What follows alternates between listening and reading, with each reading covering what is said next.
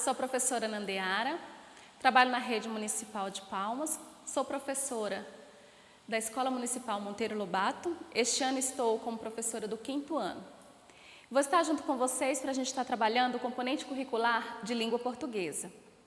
Na aula passada, a gente viu o texto narrativo e o gênero textual fábula. Vimos algumas características, algumas da estrutura dos elementos que apresentam na narrativa. Estão lembrados?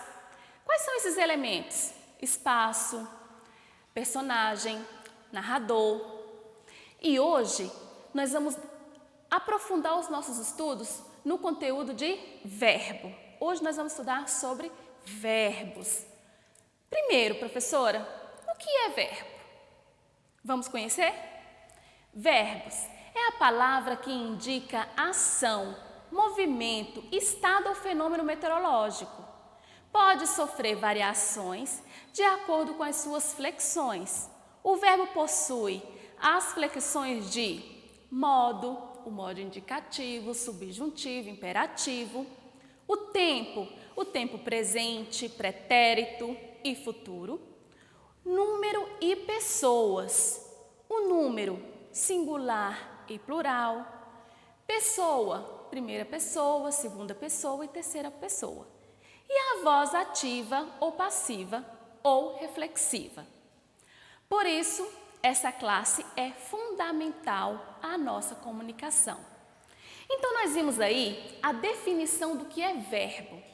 Verbo são as palavras que utilizamos para expressar ações, fenômenos da natureza, variações, e eles podem ter variações de acordo com o modo, com o tempo, com a pessoa, com o número, certinho?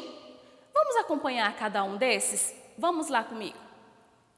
Primeiro, quais são esses verbos que indicam a ação? A ação do sujeito, a ação do personagem dentro de uma narrativa. Eu trouxe alguns exemplos para a gente estar observando. Joana andou de bicicleta. A palavra andou é uma ação, é o verbo que indica a ação. Manuel participa muito da aula. O participa é a ação do aluno. Bia pulou a amarelinha no recreio. A palavra pulou foi a ação que Bia fez. Senhor Lucas vende picolé na pracinha. O verbo vender é a ação que o seu Lucas está realizando. Leila subiu na escada. O verbo subiu é a ação. Então, nós vimos aí alguns exemplos de verbos que indicam a ação. O que eu faço, o que eu desenvolvo, a minha ação. Andou, participou, pulou, correu. Essas palavras que indicam a ação da pessoa, do sujeito ou do personagem. Vamos conhecer agora alguns verbos que indicam estado ou também conhecido como verbos de ligação. Olha só, Joana está em casa. Mariana ficou feliz. Você permaneceu aqui? Continuem a atividade. Então, nós temos aí o verbo estar, ficar, permanecer e continuar. Esses verbos, eles são verbos que indicam o estado, a maneira que a pessoa, que o sujeito está. E eles também são conhecidos como verbos de ligação, que ligam o sujeito a uma característica, por exemplo. Certinho? Podemos dar continuidade? Então, vamos lá. Agora nós vamos conhecer um pouquinho sobre os verbos que indicam fenômenos, fenômenos da natureza e também conhecido como fenômenos meteorológicos. Ventou muito essa noite. O verbo ventou é um fenômeno. Chove muito na cidade de Itapecerica da Serra. O verbo chover. Nevou em cidades do interior do Rio Grande do Sul. Olha o verbo nevou. Serenou durante o dia em Ouro Preto e neblinou no quintal de casa ontem à noite. Então, nós vimos aí os verbos ventar, chover, nevar, serenar, que são verbos que indicam fenômenos da natureza. Esses verbos, professora, eu posso conjugar? Não, eu neblinei? Não. A gente observa que uma ação foi realizada, né? Ventou, choveu, certinho? Eu não posso conjugar eu, nós, certinho? Somente uma ação que foi realizada. Vamos continuar? Verbos que indicam uma ocorrência. Olha os exemplos. A explicação ocorrerá durante a atividade. Essa nota é decorrente às suas faltas. O que aconteceu? Nós passamos no vestibular. Então, nós temos aí alguns verbos que indicam a ocorrência. Ocorrerá, decorrente, aconteceu, passamos. Uma ocorrência foi o que aconteceu com o sujeito. Então, essas palavras são os verbos que indicam uma ocorrência. Então, nós já vimos que indica uma ação, que indica o fenômeno da natureza e que indica uma ocorrência. Ainda falta, vamos ver? O verbo que indica um desejo é o desejo do personagem, é o desejo do sujeito. Olha os exemplos. Eu espero você. Nós desejamos a você um ótimo fim de semana. Ele pediu seu caderno. Ela prefere vitamina D banana. Você quer bolo? Eu gostaria que você falasse mais baixo. Perceberam os verbos de desejo? É o querer, é o desejar, é o pedir, certinho? Esses verbos, eles indicam que o personagem ou que o sujeito está desejando, o que ele está querendo. Dúvida até aqui? Espero que não. Flexibilidade do verbo. A gente vai observar a flexibilidade do verbo em pessoa e em número. Vamos, acompanha comigo. O verbo apresenta flexibilidade de número quando indica singular ou plural em sua forma. Aparecem no singular quando se refere a uma única pessoa, ou um carro, ou uma moto, ou um objeto. Quando é apenas um, singular. Por exemplo, eu corro, ela corre. E no plural, quando é mais de uma pessoa, ou também mais de um objeto. Nós corremos, eles correm. Logo, os verbos se flexionam em número, singular e plural. E também em pessoas, primeira pessoa, segunda pessoa, terceira pessoa. Quem é que faz parte da primeira pessoa? Eu, quando está no singular. Na primeira pessoa do plural, nós. Qual é a pessoa, segunda pessoa, do discurso? Tu ou você. E quando está no plural? Vós ou vocês. E a terceira pessoa? Ele, ela, quando está no singular, eles e elas quando está no plural. Conseguiram perceber? O verbo tem a flexibilidade quanto à pessoa e ao número. A pessoa, primeira, segunda, terceira pessoa. Primeira, eu. Segunda, você ou tu. Terceira, ele ou ela. E quanto ao número? Singular e plural.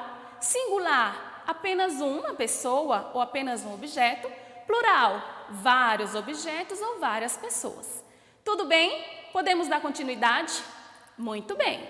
Vamos explicar melhor sobre a pessoa do verbo. A primeira pessoa do verbo relaciona-se com a primeira pessoa do discurso, expressa pelo pronome eu no singular e tu também. Dessa forma, o discurso, ele em primeira pessoa. O verbo possuirá desinência em concordem com aquela pessoa que fala. Então, eu é aquela pessoa que fala. Por exemplo, eu estudo muito. Nós estudamos muito. Segunda pessoa relaciona com a segunda pessoa do discurso e expressa pelo pronome vós, tu ou vós. Dessa forma, no discurso, a segunda pessoa, o verbo possuirá a desinência de que concordam com aquela pessoa de quem se fala. Então, olha o exemplo. Tu estudas muito. Vós estudais muito. E por último, a terceira pessoa relaciona-se com a terceira pessoa do discurso e é expressada pelos pronomes ele e ela, eles e elas. E o verbo possuirá desinência que concordam com a pessoa de quem se fala. Por exemplo, ele estuda muito, eles estudam muito. Nós vimos então que a flexibilidade do verbo, ela apresenta em pessoa. Primeira pessoa é quem se fala, quem está falando. Segunda pessoa é de quem se fala. E a terceira pessoa é para quem se fala. Eu, tu e eles. Certinho?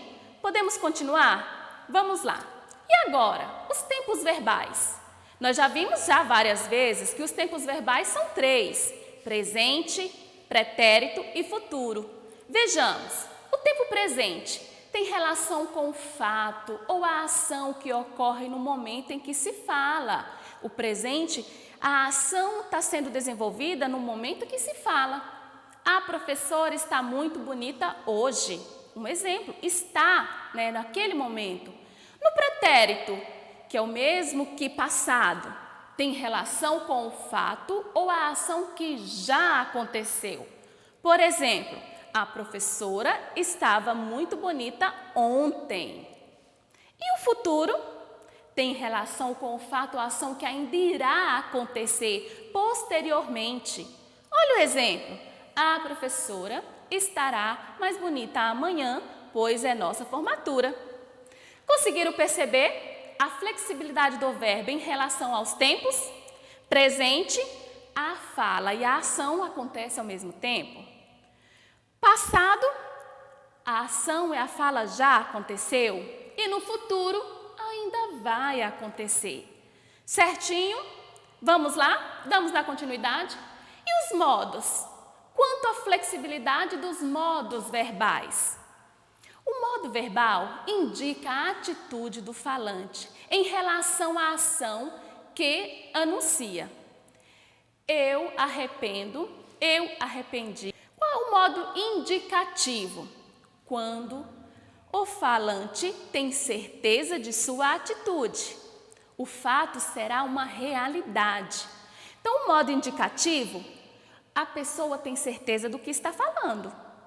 Então, quando ele fala presente do indicativo, quer dizer que está acontecendo e ele tem certeza do que está falando, certo? Vamos ao exemplo. Estudei muito para a prova. Estudarei muito para essa prova. Então, vocês viram aí? Presente do indicativo quer dizer que está acontecendo nesse momento e ele tem certeza, porque o modo indicativo diz que ele tem certeza daquela ação. Compreendido? Vamos ver o próximo modo. Modo subjuntivo é quando o falante não tem certeza da atitude. É duvidoso, é incerto, é apenas uma possibilidade do que irá acontecer. Por exemplo, pode ser que eu estude hoje. Se eu fosse você, estudaria. Então, no modo subjuntivo, o que eu vi? O falante, a pessoa não tem certeza da sua ação. Então, ele é apenas uma possibilidade. Certinho? Vamos dar continuidade. O modo imperativo, quando o falante expressa uma ordem, um pedido ou um conselho. Não sejas tão indisciplinado. Faça a atividade de casa. Olha só, 3 modos: indicativo, subjuntivo e imperativo. O indicativo, o sujeito tem certeza do que fala, da ação. O subjuntivo, ele ainda não sabe, é uma possibilidade de que irá acontecer. E o imperativo é quando ele designa uma ordem, ele está pedindo para fazer uma ordem, ele quer que realize. Compreendido? Muito bem. Olha aí, o verbo infinitivo, ele não indica o tempo em que a ação ocorre, ele apenas é uma ação em si. Ele termina com R, por exemplo, brincar, correr e partir. Podem ser usados como substantivo em alguns contextos. Olha só, eles adoram brincar, gostam muito de aprender, ganhei uma caixa de bombom para dividir. Olha só, a dica aí sempre terminará em R, o verbo infinitivo. E aí, se ele terminar em ar, primeira conjugação. Se terminar em er, segunda conjugação. E se terminar em ir, terceira conjugação. Compreendido? Que bom! Vamos agora conhecer um pouquinho sobre os verbos de enunciação. Professora, que verbos são esses? São aqueles verbos que aparecem nas narrações. É um verbo que a gente precisa observar direitinho. Vamos conhecer comigo um pouquinho sobre os verbos de enunciação? Verbo de elocução, também verbos de enos que anunciam o discurso, ou seja, introduzem uma fala, indicando as atitudes, as ações dos personagens. São usados principalmente para introduzir o discurso direto, quando ocorre a transcrição exata da fala do personagem. Mas introduzem também o discurso indireto, quando o narrador reproduz a essência das falas dos personagens, com as suas próprias palavras. Então, nós vimos aí o verbo de enunciação, que também é conhecido como verbo de elocução. Esses verbos, eles aparecem principalmente nas narrativas, quando antecipa a fala de um personagem. Vamos ver alguns exemplos. Os mais usados: perguntou, respondeu, disse, falou, exclamou, pediu, afirmou, explicou, questionou e repetiu. Dependendo da ação do personagem, a gente usa o verbo de elocução. Se ele está com dúvida, a palavrinha perguntou. Se ele está admirado, eu vou usar a palavrinha exclamou. Se ele está perguntando, duvidando do acontecimento, eu coloco a palavra questionou. Então, essas palavrinhas são que a gente utiliza, que nós utilizamos para antecipar a fala de um personagem e indicar de que maneira que aquele personagem está. Se está no seu natural, eu vou colocar disse, falou. Agora, se está em algum específico, como perguntando, respondendo, questionando, eu coloco o verbo que indica. Tudo entendido? Certinho? Vamos observar agora essas palavrinhas dentro da frase? Vamos lá. Posicionamento do verbo de elocução na frase. Antes do discurso, o verbo de elocução vem seguido de 2 pontos. Lúcia, em desespero, gritou. O que aconteceu? Depois do discurso, o verbo de elocução vem separado por um travessão. Não gosto de atitudes daquela garota, comentou Rodrigo. No meio do discurso, o verbo de elocução vem separado por travessões. Ainda não sei, hesitou Lara. Confirmo assim que conseguir, ok? Conseguiram perceber aí o verbo de elocução dentro da frase? Nós vimos que tem 3 maneiras, no início, no meio e no final. Lembrando que quando eles precisam estar acompanhados de 2 pontos ou de travessões, para você poder identificar ele. Certinho? Dúvida? Não? Muito bom! Hoje o nosso estudo foi sobre verbo, a flexibilidade do verbo e os verbos de enunciação.